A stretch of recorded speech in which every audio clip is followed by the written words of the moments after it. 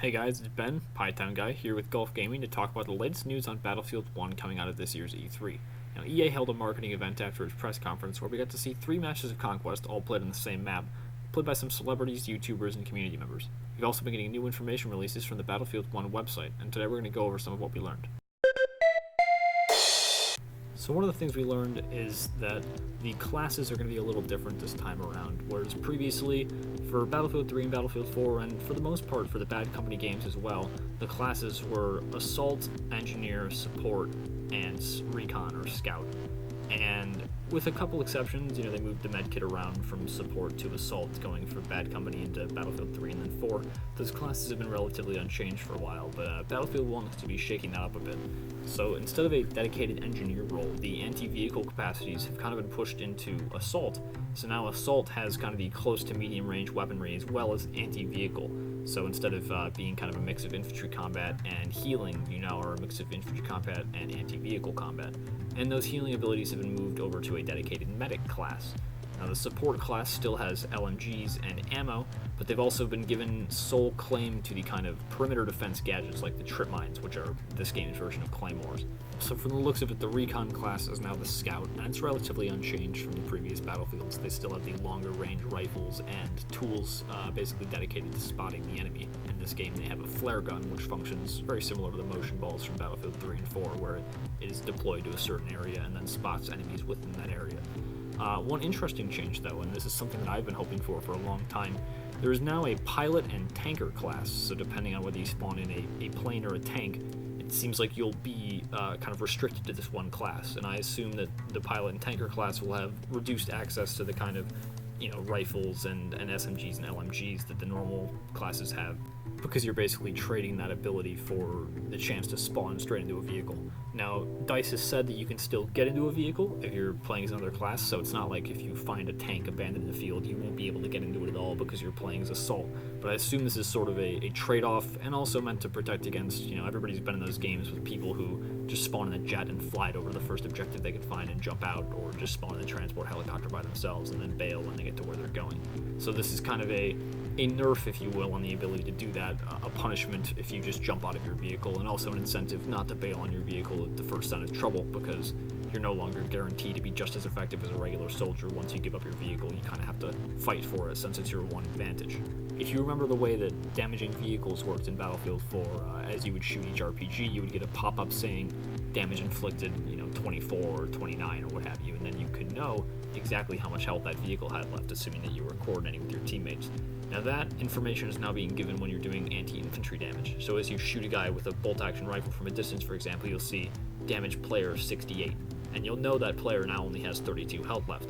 This is, I think, a great idea, because for one, it kind of takes the kill assist system to the next level, where everybody who damages a person gets points regardless of whether they were the last person to do so or whether they secured the kill.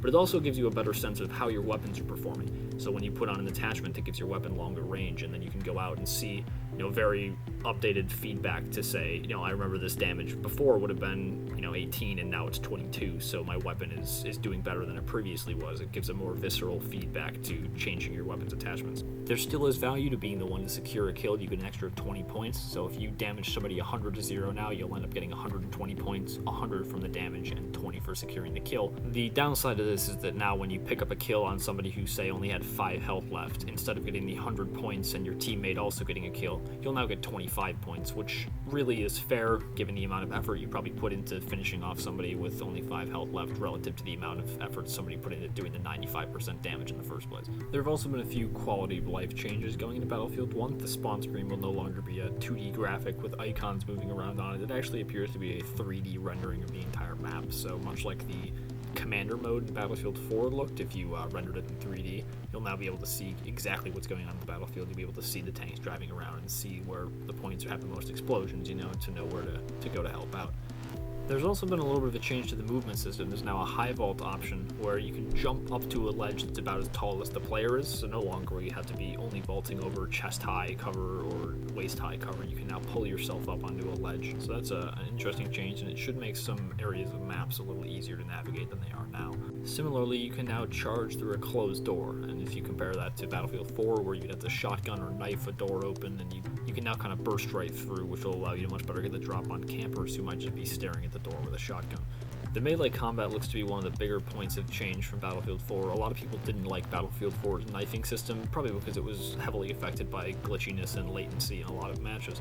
One thing they've changed in that regard is that the melee animations are much faster now. There's no longer kind of that struggle period of being able to counter-knife somebody. It seems like if you're getting meleeed, it's going to be over pretty quick and you're going to be dead. There's also the new bayonet charge, which allows you to do a boosted sprint, but you cannot shoot your weapon or turn as fast as you normally could.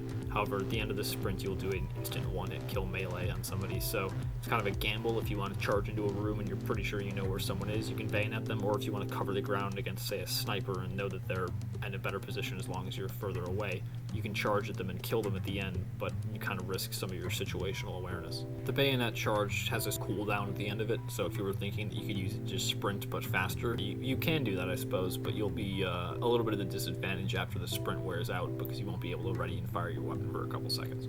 In terms of vehicles, we saw a number of different fighter aircraft and also the different varieties of tanks. There are light tanks, medium tanks, and heavy tanks, which seat 1, 3, and 5 players respectively, and it sounds like a fully crewed heavy tank, but the squad is going to be quite a force to be reckoned with. You can now damage the treads of a tank independently, which will render the tank immobile, probably making it a lot easier to take out for the rest of your team. And a lot of the in-place weapons seem to be focused on anti-vehicles this time around. Fewer in-place machine guns and more in-place anti-tank rifles.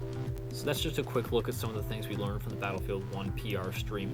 Keep tuned to Golf Gaming for more information on Battlefield 1 and the other games we've seen at this year's E3. Remember to like this video and subscribe to Golf Gaming to see more content like this. Thanks for watching.